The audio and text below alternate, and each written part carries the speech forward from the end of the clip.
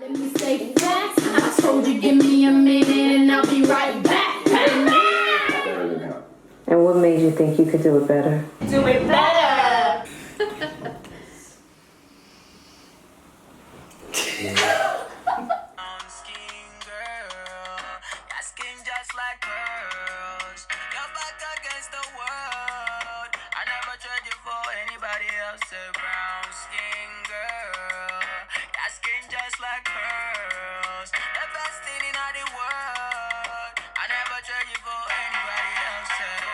Trophy when Naomi's walking.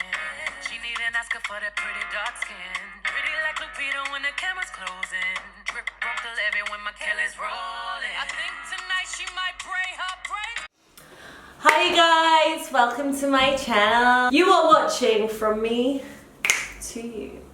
My name is Anaïs. So today we will be doing a Red Table Talk reaction video. I have invited a special guest. She is Woman Weapon, the founder of Woman Weapon. She is a performer, all-round singer, dancer, actress. My honor to welcome the one, the only, Rachel Eliza.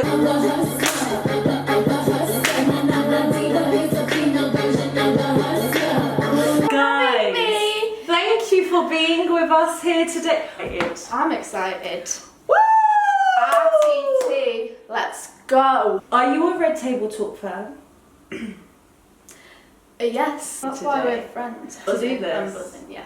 So, which Red Table Talk are we watching today? Jada and Will, their first one-on-one conversation. A special Father's Day episode. Let's do this. You ready? Yeah. He's a minute late. Yes. I've learned a lot about fatherhood through you. When do you think your fatherhood instincts kicked in? From the time I was 6 years old, I wanted to be a father. Right. There were massive critical deficiencies in my father's parenting that I wanted to correct. By the time I was 10 years old, I remember looking at my father thinking I could do it better than him. And what made you think you could do it better? My father had a little bit of a temper. Yeah. And I was a gentle kid. He's deep. He was 10. I thought I could do it better. Jeez. No, that's deep. That's deep. Now, So, growing up in a household where physical aggression was approved of, that hurt my spirit.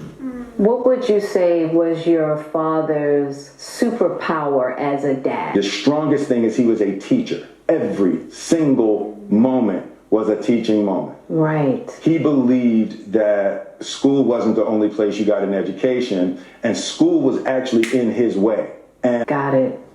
Before Daddy-O passed, you did some interviews with him. He Some was cameras, sick, so I sent a film crew over a few months before he died. And I don't know if you've seen this footage I yet. probably haven't. I'm like, oh no, you would get me back for the time I was playing footage. If we just lay one perfect brick at a time, we'll have a good foundation and it'll last. And I said, see, we can accomplish anything we work hard enough to accomplish if we just put our mind to it. So, but Will's used that analogy before in like interviews when they ask him what's his like best advice or whatever. And there's like those motivational videos on YouTube.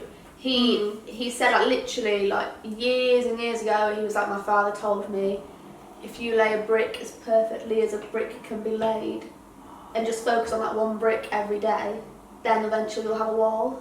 oh And because they literally did it as well. see that? Perseverance. If you build a good solid foundation, then it's going to be long lasting and you're going to have a much better building. And the building is you. Come on! The building is you. Wow. Where is the home? Where is the home? The building is you. The home is you. Women. Yes, come on. And men. Women be a bit more. The guy buys the house, the woman makes it a home. Oh my god. True. You got me, Dink. Yeah. The lessons that he taught, I think that You one. know what? I just wavelength.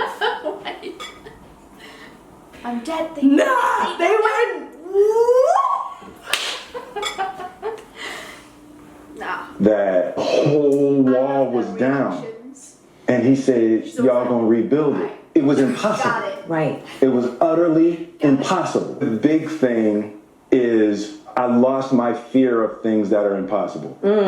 And that's for damn sure. I can attest to that. That's for sure. Yeah. It's like nothing's Nothing's impossible. impossible. How That did part. that transfer That part. to That your part. fathering of? I learned that everywhere is school. Yeah. That anything you do, you have to do it well. Getting good grades isn't above cleaning the kitchen. That you have to discipline your mind and excel whatever you do, and all of the lessons that you need to. Hey, not every parent thinks like that. No. Do you know what I mean? No. He's different. Yeah, but his dad was very different too because Yeah. he's got that from his dad. Yeah. Oh, Because so many parents are like, you get the grades, then you go to uni, That is and then you get literally- the job. And he's like, nah, you clean the kitchen as good as you try and get your good grades. do you get what I mean? Oh my god. 95% of parents, you go to school, you work hard, you do your grades, you go sixth form, you get your, you know, you do your GCSEs, you go sixth form, you go to university, okay, you get your graduate proper job, and then get a family and kids, and then work all your life till you get pension. But is that a life? Hell to the na. And how can other people, even though your parents know and want best for you, they only know to a certain extent. Even though they brought you here, they do not know your calling in life. They don't. That's up to you as an individual to find out. And my parents would not want me to be a dancer. Because dance as well is such an unstable, it's unpredictable. Every parent is like, okay, Risky. but when are you going to stop doing that? Yeah. And my brother is like, so when are you going to get a real job? I'm like, this is a career. My dad is like that. They don't know. They don't understand. And it's so hard to explain to someone who's not in it, especially if they're in like a 9 to 5. That part. And they don't enjoy it. No. And the thing is, everyone has an imagination and it's unique. Yeah. What you see in your imagination, what I see in my imagination, you can't see what I see. So best believe, you may not believe that it's possible because you cannot see it. I can't see your dreams in your mind because God gave, that's your imagination. Shout out to Steve Harvey, Uncle Steve. He said, do not tell your big dreams to small-minded people. You cannot tell your dreams to people that think small, people that play safe. You cannot. They will not understand you. Yeah. To just, Because they'll just find any reason to drag it down and be like, oh, but it's not, but you can't, and it's always negative, and they don't want to take risks. they don't want to take it. He showed me a lot of things that I wanted to do, but he also showed me the things I would absolutely, positively never do to my children. He smoked from the time he was 11 years old. Right. And he drank from the time he was 12. Right. Every day. Every day. Later that year, they welcomed a beautiful baby boy, Willard III, and decided to call him Trey. I just knew I didn't know nothing. Yeah. How great of a father his dad was when he became a father. Oh, okay. Thank you. But it's like, yo, Will, she just popped it out. Yeah. So, like, Give yourself a break. innit? Have a Kit Kat. I love him. I love her. I love them both. That's gold. When people be using the word goals and just be seeing like Kim Kardashian and Kanye, no disrespect to them, but saying, oh my gosh, goals, Chloe and Lamar, oh my gosh, goals. This is what you call goals. We are a team. That's what a lot of couples like, team. You have to be a team.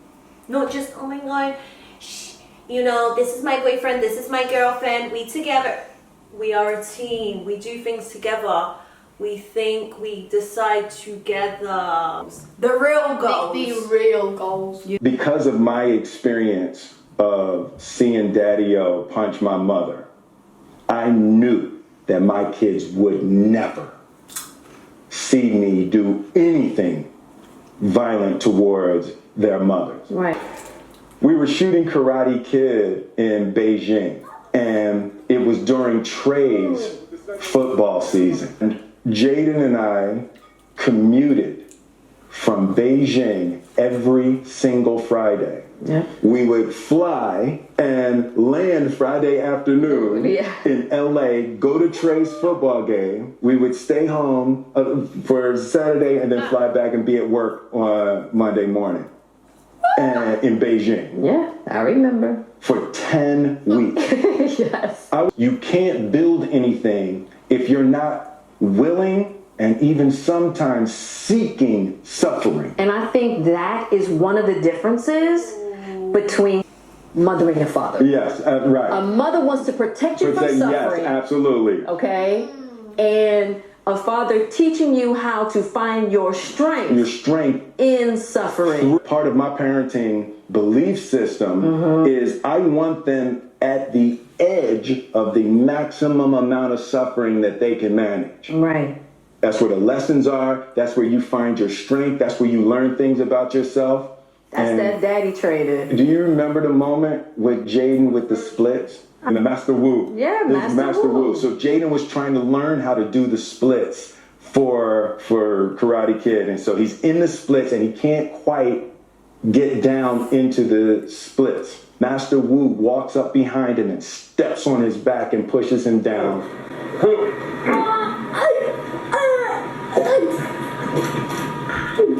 Holding him, and Jaden is crying, he's crying. He's like, no, mommy, I'm not done. Again. And he turned and looked at Master Wu and he said, one more time. Yep, I was like, you know what? I'm reacting like this, but this is the things dancers go through. It is. I feel like for a boy to be forced like that, In a there, box split. it's not.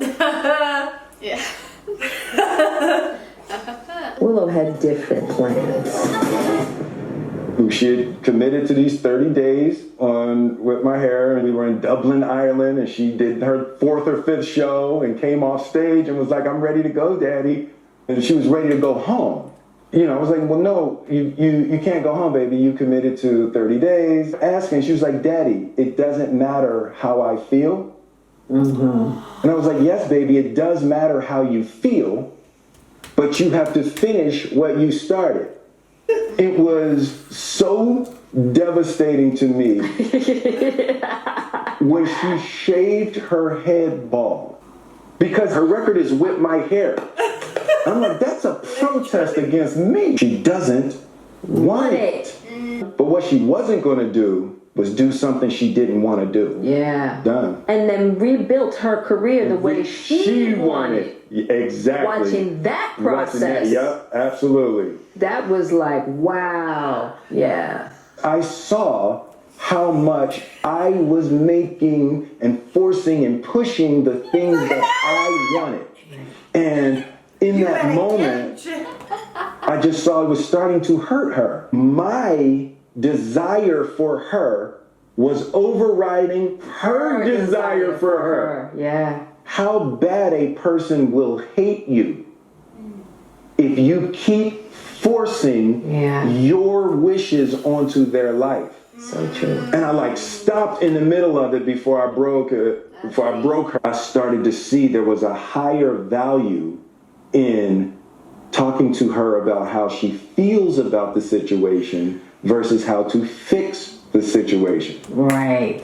And all these colleges wanted Trey to come play football.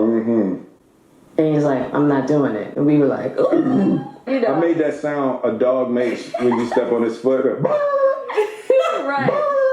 You had to just go, hey, this is what he wants. Yeah. So when do you think it happened for Jada when you really had to let go? I'm dead. With After Earth. That was a big... The kids aren't ours. They are their own people, and I just completely let go of my needs and my desires for their lives. And I started shifting into what I call the gardener flower concept of fathering. Yeah. The seed already is what God designed it to be. Right. The gardener is not trying to make the seed become what the gardener wants. Right. The gardener wants to create an environment where the seed can become what it wants to be. Absolutely. Where I'm going to provide nourishment and I'm going to provide support, but I am not going to preconceive what you need to be. There is a real arrogance in that. Real talk. And it's, Nah, fam. There was just too much wiseness just going on. I couldn't even, my eyes was closed for the whole time he spoke. Did you see, I was like this. You need to be a parent to all. Literally. What did he just say? He said, I'm not gonna, you can't preconceive what the seed is gonna be. Yeah. God made the children, and you as the parent are just meant to make sure their surrounding is good. It's not your job to remix the seed, paint the seed. Make it you, but in seed form, nah. A lot of parents try and, like he said before, try and shape their kids into younger versions of them. And they try and like live their dreams through their kids. Can't do that. You had your life for a fucking reason. Sorry, that child is its own person. You can't force, and like he said, when you try and force something upon a child so much, the child will resent you for that and do the opposite. I mean, I am a product of that. Product number 2. you have to make room for me in my imperfections. You can't say you're going to make room for me if I get perfect, because I'm not perfect and I'm not going to get perfect. It never will be. That's right. And motherhood is the doorway to successful fatherhood. That's important. There has to be a partnership. Yeah. The mother. Really a great father. Aww. Baby. Oh, I can't. Oh, I want to cry. That hug, I feel that. Yeah. It's really, you know, even as the kids are older, you know. There's no rules. Everybody wants rules. It's more art. Yes. You know, I love what we painting. Love what we painting. It hasn't been easy, but. No. Like, that is just the aspirational relationship. Rachel, how do you feel after that? Just get me a Will. And unless he's like Will, nah. Being serious. Don't settle for less. Like Will Smith. Please. I would be single forever. I don't care. I just really admire the partnership, Yes. like they said that they have. I find them really admirable. They're two imperfect people.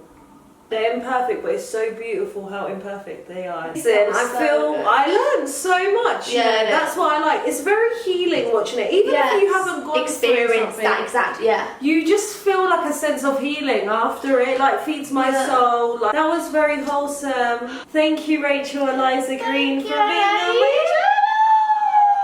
This was from me to you. Thank you so much for watching my channel, and see you guys next week. Please don't forget to subscribe, click that like button, comment if you like. Please follow Rachel. Her things will be somewhere here, also in the description box. Woman weapon, the definition. And on that note, It seems as if you're wanting more.